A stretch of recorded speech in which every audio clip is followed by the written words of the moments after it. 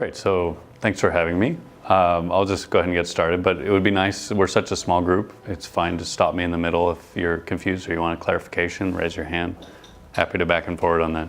So, I'm Cameron Brick, I'm a postdoctoral bi-fellow here at Churchill, and I actually work across the road in maths. So I'm as part of the stats lab, but I'm trained as a psychologist. So, come on in. Hey. Bernard, nice to see you. Hi. So I'm trained as a psychologist. I work in maths. That's extremely weird for me. If you think it's weird for you, that's much weirder for me. But most of the time what we're doing over there in the Winton Center for Risk and Evidence Communication is trying to figure out how to convey numbers more effectively so that people can make decisions.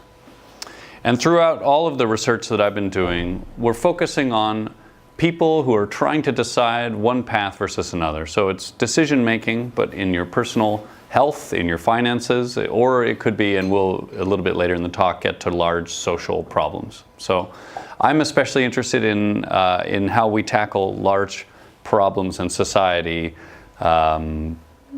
make political decisions, vote for different groups, decide on environmental policies, and such. So what this person needs in order to make an informed decision is some sort of information. They need information about the expected effects of different choices, the potential harms and potential benefits of different paths. And that information is often conveyed in numbers, and we'll get back to the numbers in a moment. Yeah. All right. So when you're sharing communications with people of expected harms, expected benefits, you might have different goals, and a lot of communicators are mixing these goals up. They think that they all go together. But actually, the first thing that the communicator should ask themselves is, what is the desired outcome? And often when we're being communicated with, the desired outcome is changing your beliefs or changing your behavior to something that the communicator thinks is a better outcome. So it's persuasive communication, also called propaganda, and that's fine. Those are moral and reasonable things to do, as long as they're not telling you this is a balanced and fair assessment and also trying to sway you to one side. So a little bit later I'll say what are the key features of messages that are balanced and designed to inform. The strange thing in the literature about these three is that if you look carefully, they don't go together. So the message that best informs the audience is not the message that most changes their beliefs in that direction, not the message that most motivates individual behavior change.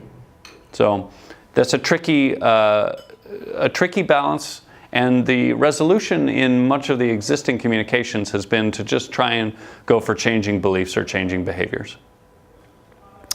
The way that health information, for example, used to be communicated to individuals was very paternalistic. It was the doctor knows what to do and is telling you what you need to do. And so as an example of that, here's a breast cancer screening message. This is from a while ago, 40 years. It says, if you haven't had a mammogram, you need to have more than your breasts examined. And this rather rude message is saying, we know what to do, you should do it. Now, we've come a long way since then with individual decisions. And so the current day messages are much better. For example, here's what the NHS says in their leaflet on allowing women to choose. They say, breast screening could save my life from breast cancer, or breast screening could mean that I'm diagnosed and treated for a cancer that would never have become life-threatening. Because screening itself has risks. It has risks in that treatments are painful and dangerous, and sometimes you get treatments for disease that wouldn't have hurt you. So you can add up those features and try and make your own choice. So we're moving from persuasion towards information. So what kinds of messages are established to be helping people make informed choices? And the two main camps is that they're useful, they're what the individual needs to know, and that they're trustworthy, that they contain the right kind of information and the right balance of information. So in this case with the breast cancer screening, it wouldn't be all harms. It would be harms and benefits for each of your options. Come in. So that's great, and before we get into policy, let me just step through a couple examples of doing this maybe not so well. So one of the things that we love to do at the Winton Center is look at the current news and see if they're reporting things accurately, fairly, in a balanced way. And our chair, David Spiegelhalter, who's a fellow here, has a big audience online. So when he tweets that something is wrong, it often gets changed within a couple hours, which is a nice lever. Okay, so this news article says UK unemployment falls to 1.44 million. And if you read the note below, it says it fell by 3,000 to 1.44 million. Now, the reason that this kind of headline comes up with such a small change over a large overall number is because the reporter has ahead of time crafted two stories, the rise story and the fall story. And they know when the statistics are coming out, and so they look them up, they find out that it was down, they go with the down story, they put in the numbers, and that's it. But what the story doesn't make clear, and what it's actually fairly difficult to discover through the Office of National Statistics, is that the confidence interval, the 95% confidence interval, is plus or minus 77,000. Meaning that a change of 3,000 means nothing. It's probably no change, but you certainly can't say it's a fall. So this is failing the accuracy bit, or maybe depending on how you want to label it, but they're not letting you know that there's uncertainty in the estimate. Turns out these numbers aren't from counts, they're from surveys. You infer from a survey population to survey sample to the population. That's how we end up with those big uncertainties. The research wasn't done wrong, it was just misrepresented in that headline. Has anyone seen the research showing that if you burn your food, it's dangerous for your health? Little nodding, okay. So it turns out that was also fairly overblown. Feel free to burn your food. David wrote a blog about this, which got a lot of coverage. If you read the report very closely, it says that in order to do anything that's harmful, and by the way, all of those studies suggesting harm were not in humans, they were all in mice. But even if you take that leap to humans directly, they would still need to consume a huge amount before any perception of danger. So how much food is that for you? That would be 10 loaves of burnt toast every day. If anyone is eating 10 loaves of burnt toast, please talk to me after. But otherwise, you're not in danger from burnt food, and it shouldn't have been something that people are worrying about. Some figures are even worse than this. It's not just that they get the story wrong or they don't tell it in a balanced way. They just mislead you terribly. So this is misleading because it looks like this is much bigger than that, but actually they're not so different. And it gets even worse than that. Take a close look at this graph. Not clear. I don't even know what could have gone wrong for them to come up with these. Not sure. Anyway. Certainly we're getting a lot of risk communications that are inaccurate, that have other issues, and it's our job at the center. We're trying to drill down into what would it look like to do this in a high quality way. So my main push this past year, I've been here 1 year, has been thinking about policy choices. So that could be environmental policy, it could be tax policy, the US just passed a big tax law, could be Brexit. How are we thinking about the potential risks and benefits of the different paths, and how do we communicate those numbers in ways that they can be understood? So here's an example of the communication that was used here, and it's not balanced. It fails the balance test because it doesn't tell you about what the benefits are. Besides the question of whether or not it's true, it's very one-sided, but it's easily understood. It's not at all clear what the updated sort of NHS pamphlet would look like if it was about Brexit. There's not very many people trying to communicate in an impartial, balanced way, and there's not much evaluation of whether it's effective, whether people are actually learning what they're supposed to from those materials. So we wrote a paper, which I'll tell you a little bit about, and we looked at a bunch of examples of current communications and tried to analyze whether they were likely to lead to comprehension and whether the current guidelines for how to write such communications are high quality. Here's an example of one on Brexit that is a little better than the one in the last slide. You can see that they're comparing two different scenarios in 3 different time periods, and one outcome, which is real UK GDP. It seems fairly straightforward to look at this and get the main gist, which is great. You can get the gist that the FTA scenario is better off for the UK GDP. But what it doesn't tell you is, what else would Brexit do? Or is it going to affect people's health? Does it affect different income groups differently? Why these periods? Why those scenarios? And all of those choices are baked in, and you just assume that the communicator has your best interests in mind, but they generally don't. So it's very difficult to make those decisions. So the first point of our paper was to try and outline what are the key things that you need to look for in a communication to see if it's helping inform on policy choices. So the first one that we identified is winners and losers. And so that's different effects on different groups. For Brexit, it looks like certain industries are going to be hard hit, others not so much. Our second one is multiple types of outcomes. So sometimes your outcomes are in pounds, but sometimes the outcomes could be in quality adjusted life years, or the outcome could be in environmental damage.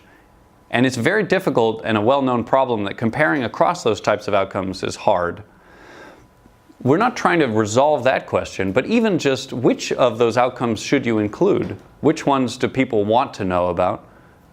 Which ones are critical to help people make the informed choice? Not at all clear, and particularly difficult in policy communications based on individual risk communications. Our third key challenge is large uncertainties, because uncertainties about Brexit or climate change also include what other governments will do in the future, how elections will go, how social groups communicate with each other, not just physical system modeling, which it will include, but also all the socio-political modeling. So there's tremendous uncertainties, different types. We can chat about what those types are if you'd like as well.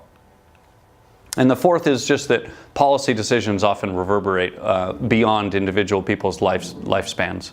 So they are particularly hard to model. When we talk about climate change, it makes sense that you might want to know, are there going to be more heat waves in the next 30 years? But it might be just as reasonable to ask, what are the heat waves going to look like in 300 years? Whereas that's not a question you would ask about your own individual outcomes. So, to give one example of what to include in the report, the UK government and many others are looking lately at trying to reduce local and global pollution by using alternative transportation, and in this case, perhaps banning petrol and diesel cars in favor of electric cars. So that's great. It's going to reduce air pollution in dense cities and such. What's not clear is whether we should, when we're deciding on that choice, also communicate the harms that will bring in. So for example, the lithium-ion batteries that electric cars use, and I'm not anti-electric cars, but they include a great deal of this mineral cobalt, which is mined in the Congo under very bad conditions, lots of child labor, lots of environmental damage. So does the UK person want to know that information, or should we include that in when they're making the legislative decision to ban petrol cars? Not an easy question, and generally what policy communicators do is just leave these things out. Keep it simple. The other end of the spectrum is to include everything. So I have read this painful 67-page report so that you don't have to. And it's all about which airports in the Southeast should be expanded to have the best economic and noise and environmental benefits to England. And it's ridiculously complicated. It doesn't have an executive summary. And it's also just very hard to take away what you need from this. So it's included all the information, but you don't know how to balance it. Or if you're a policymaker and you need to have something very quickly, I don't know how useful this is, honestly, because it's so dense, because it's so hard to get to the information that you might be most interested in. So overall, what I see is that we have a trade-off in policy communication that's even worse than individual communication. That's between coverage, how much information are you including, and whether people are going to understand it and be able to use it, which I've labeled here as comprehensibility. So, a couple of the inaccurate graphs I showed you, hard to understand and also don't contain the information. All right, they're just bad. The Brexit bus, we say we understand it well, but it's leaving out half of the story. So that's low coverage. We have our technical reports like the airplane report.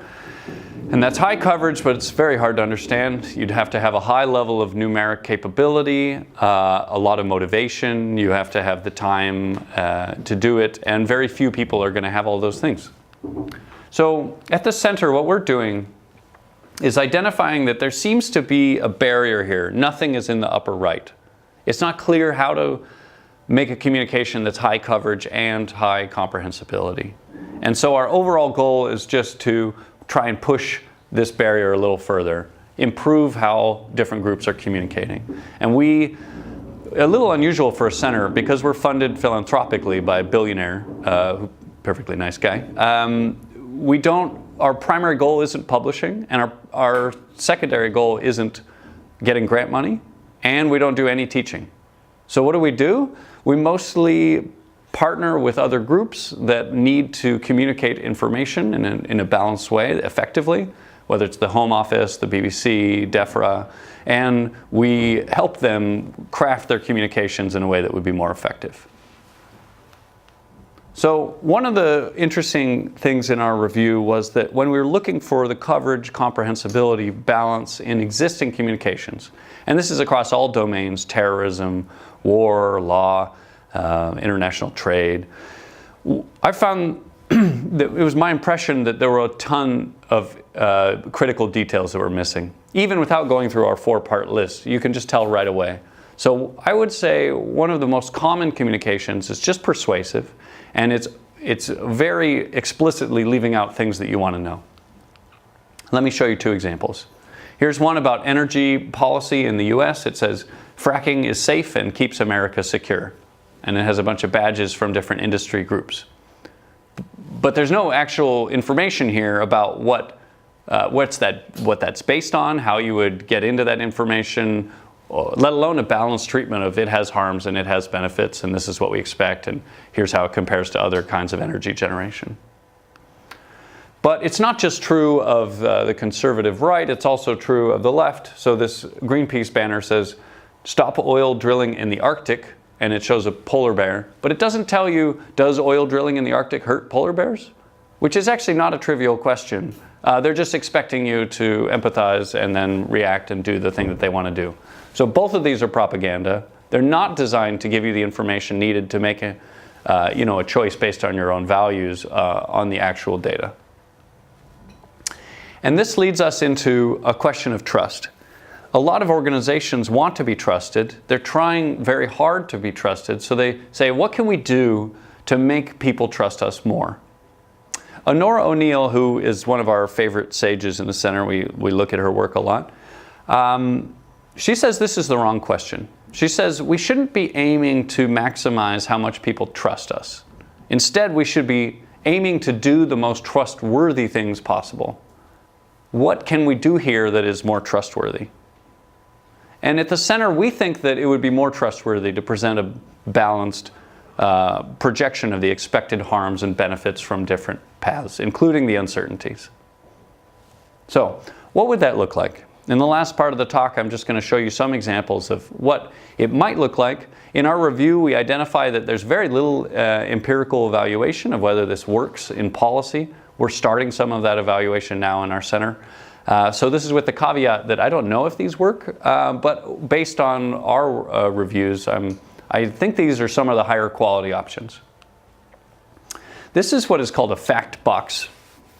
It's been designed by our sister center in Berlin, and what it's showing is the effects of influenza vaccination in the elderly. So on the left column, you have 1,000 elderly people who do not receive influenza vaccination, and then on the right, they do receive it.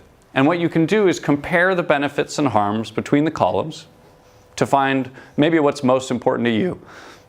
Whether you're an elderly person considering the vaccination, or you are a person, policymaker, considering whether we should fund these vaccinations or prioritize or regulate them, this is the sort of balanced information you would need, I think, to make that determination.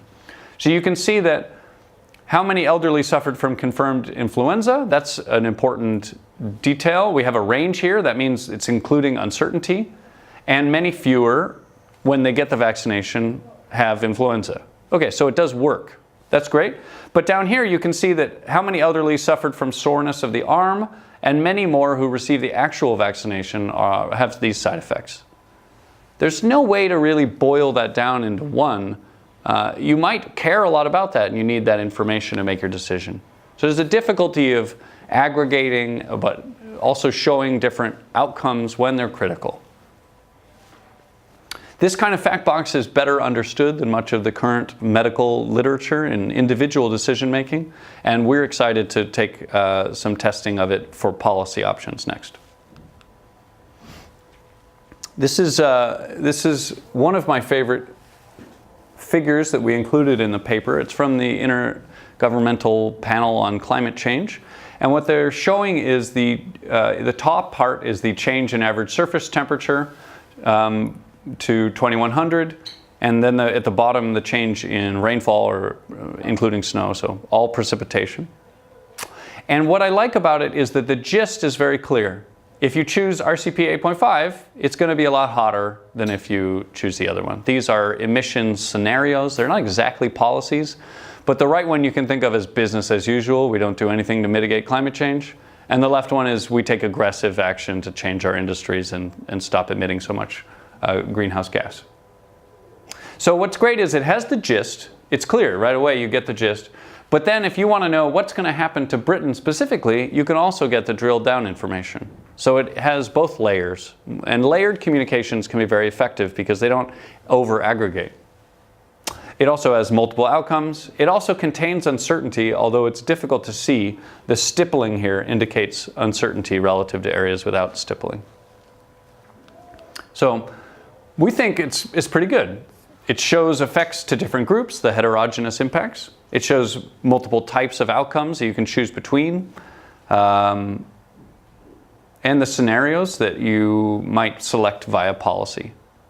The IPCC has done some testing on their graphs and figures, and they're fairly difficult to understand just in that they're complex graphs, but they're better than a lot out there. So we say this one's pretty good.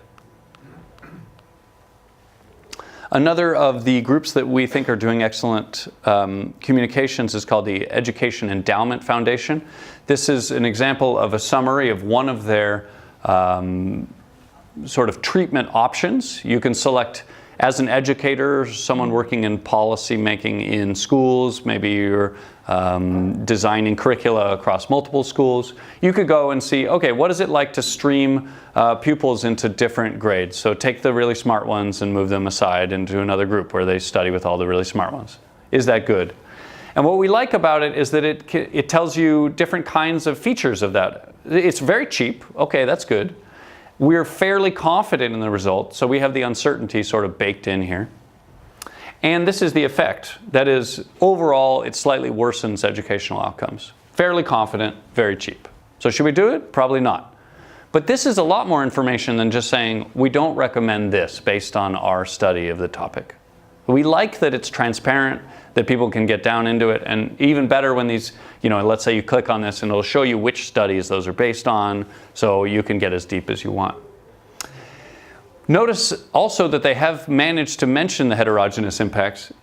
Streaming does benefit higher achieving pupils, but it hurts the lower achieving pupils, which makes some sense. So how do you aggregate across that? What should we do as a country? Well, you'd kind of need to know that it does both of those things to make the decision. The -1 overall isn't as informative. As a final example, this is there's some 15 What Works centers now, maybe 10, 15, something like that. And they're all based on communicating evidence more effectively so that it can be used in policy. And this one is about crime reduction. And they have a similar format here. You can see they have a cost. They have how sure are we that we know how to do it. We have a moderator column, which is saying, does it matter whether you're in a high income area, low income area, or I don't know, other types of moderators that might influence whether it was effective for your particular school? Do we know how it works? And how big is the effect and in what direction, where the check marks are better and presumably the X's are worse. So this is very high quality, we think, in that each of these has a strength of evidence marker. and then all of them drill down into different studies. Presumably this is understandable for someone who's motivated to look into this, who's trying to use this information, but it hasn't really been tested to our knowledge. So there's not a lot of evaluation of the policy option communications. So that is the overall story. I'm going to show you one final slide, but just to wrap up, our paper has 3 sections in it. The first is a review of how policy options are currently being communicated, a bunch of examples. The second is a review of what the guidelines for those communications are from governments. What does the UK government say about how you would communicate information to be understood for policy? What about other governments? What about multinational organizations? So we review all of the existing guidelines. And then the third review is, what are those guidelines based on? What's the empirical evidence for these communications being effective? Different formats. What formats should we use? Building towards a new empirical science of effective policy option communication. So we're very excited about that work, and this paper will be published on the 12th, and happy to send it to anybody. It'll be open access as well.